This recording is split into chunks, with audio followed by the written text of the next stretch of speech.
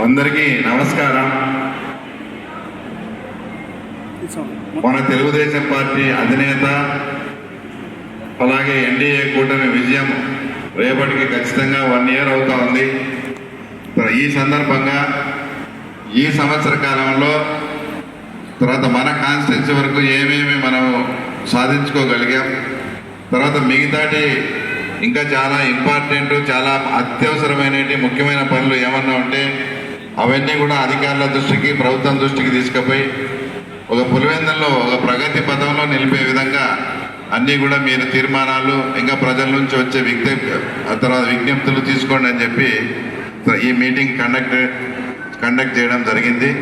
తర్వాత దీనికి అంటే మన పులివెందుల కాన్స్టిట్యున్సీకి మన కడప జిల్లా డిఆర్డిఏ పీడీ అనేటువంటి మన మేడం గారు, అలాగే మన ఆర్డీఓ గారు, మున్సిపల్ చైర్మన్, తర్వాత పులివెందుల ఎంఆర్ఓ గారు, తర్వాత ఆర్ఎన్బి తరఫున వచ్చిన మాధవి మేడం గారు, పంచాయతీరాజ్ నుంచి వచ్చిన సుధాకర్ రెడ్డి సారు, ఇంకా ముఖ్యమైన అధికారులందరికీ, తర్వాత మా వచ్చే తెలుగుదేశం పార్టీ నాయకులకు కార్యకర్తలకు, అలాగే కూటమి నుంచి వచ్చిన శశి, తర్వాత భాను, ఇంకా జనసేన నుంచి వచ్చిన వాళ్లకు, మీకు స్టేజ్ మీద ఉన్న అందరికీ తర్వాత మీకు కూడా ప్రత్యేకమైన నమస్కారాలు తెలియజేసుకుంటూ, అసలు దీని ఉద్దేశం 2047 అంటే ఒక విజనరీగా ఇప్పటి నుంచి మనం ఒక పద్ధతి ప్రకారం ప్లాన్ ప్రకారం ముందుకు పోతే రాబోయే భవిష్యత్ అంటే మన పిల్లలు కానీ నెక్స్ట్ తరాలు కానీ ఏ ఇబ్బందులు లేకుండా ఉండాలనే ఒక ఆలోచనతో మన చంద్రబాబు నాయుడు గారు చేస్తూ ఉంటే, ఈ మధ్య జగన్మోహన్ రెడ్డి గారి ఒక వీడియో ఎవరైనా తర్వాత మీరు చూసినారా?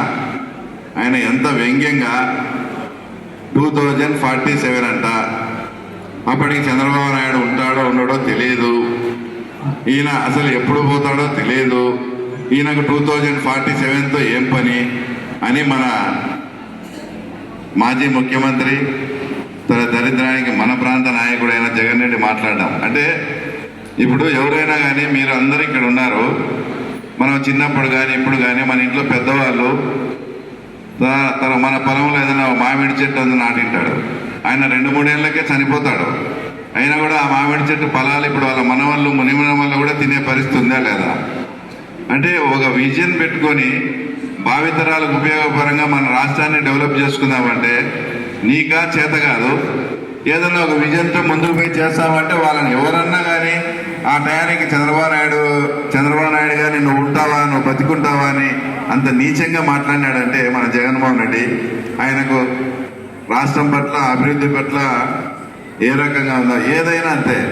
అంతకుముందు ఇక్కడ పులివెందులకు వచ్చి కూడా మీకు గుర్తుందో లేదో, చేపలు రొయ్యలు మా పులివెందులలో తింటాయి, నేను అది కళ్ళలో కూడా అనుకోలేదని మాట్లాడినాడు. సిబిఆర్ కట్టేపటి నుంచి పైడిపాలెం కట్టేపటి నుంచి ఆడ చేపలు వదులుతారు, ఆ చేపలు మనం తింటానే ఉన్నాం. ఈయన ఏదో కొత్తగా ఒకటి ఫిషనరీ ఏదో ఓపెన్ చేసి చేపలు రొయ్యలు తినడం అనేది పులివెందుల ప్రజలకు పెద్ద ఆయన కళగా భావించాడంట. అంటే ఆయన విజన్ అలా ఉంటుంది, తర్వాత మా చంద్రబాబు నాయుడు గారి విజన్ ఇలా ఉంటుంది. మీరు ఇక్కడికి వచ్చిన వాళ్ళు కూడా అందరూ కూడా ఆలోచన చేయండి. డెవలప్మెంట్ మేము ఏదైనా మాట్లాడితే మేము 3,000 కోట్లు ఖర్చు పెట్టినాం, 4,000 కోట్లు ఖర్చు పెట్టినాం, అది ఇదని మాట్లాడతారు. ఇక్కడ ఉండే పులివెందుల ప్రాంతంలో ప్రజలు ఎవడైనా కూడా ఒక్క మాట ఆలోచన చేయండి.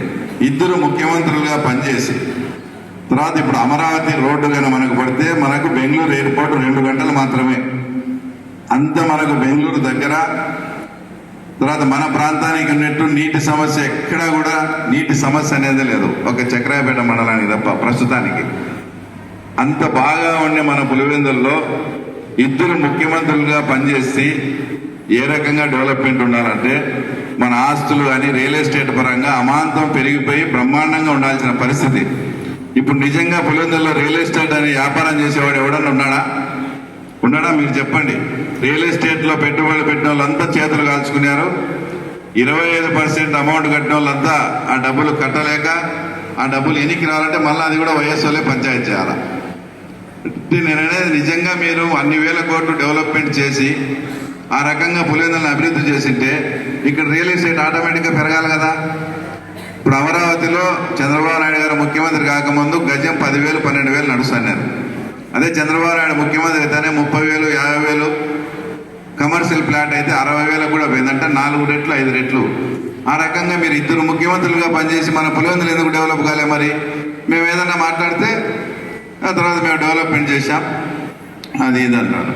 ఇందాక మాట్లాడేటప్పుడు మన మాధవి మేడం, ఆర్ఎన్బి మేడం గారు కూడా కొన్ని వర్క్స్ శాంక్షన్ అయ్యి మేము పైకి పంపించాము, అవి రాలేదు.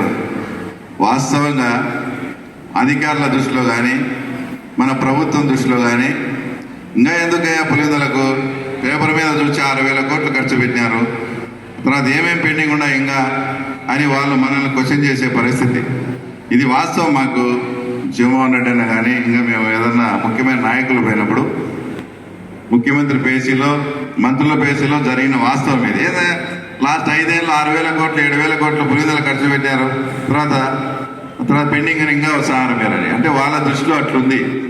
కానీ ఇక్కడ డెవలప్మెంట్ పరంగా ఏంటంటే పాత ఆర్టీసీ బస్ స్టాండ్ కాడ విగ్రహం పెడతారు, తర్వాత మళ్ళీ ఫౌంటైన్ అన్నీ పెడతారు, సంవత్సరానికి పాల్గొట్టి మళ్ళీ 3-4 కోట్లతో మళ్ళీ విగ్రహం పెడతారు. పేమెంట్ అని టైల్స్ మార్చారు, ఒక 6 నెలలకి మళ్ళీ ఆ టైల్స్ బాగాలేవని కొత్త టైల్స్ అనేది మళ్ళీ ఏదో చిన్న రిపేర్ చేసి ఇట్లా పులివెందుల ఔటర్ రింగ్ రోడ్డుకు విగ్రహాలకు దాదాపు 200 కోట్లు ఖర్చు పెట్టారు. ఎక్కడ ఖాళీ ఉంటే అక్కడ పెద్ద ఆయన విగ్రహం పెట్టేశారు. ఏది? డబ్బుల కోసం. ఇప్పుడు మేమేదో మహానాడు జరుగుతాను స్వామి, అక్కడ పల్లెల నుంచి ఆ రూట్లో వచ్చే వాళ్ళకు తెలియాలా ఈ రూట్లో పోతే మేము భోజనం పెడతామని.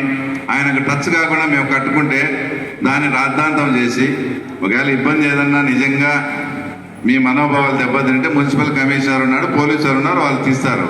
ఎవరైనా సొంతంగా పోయి మహానాడు జరిగేటప్పుడు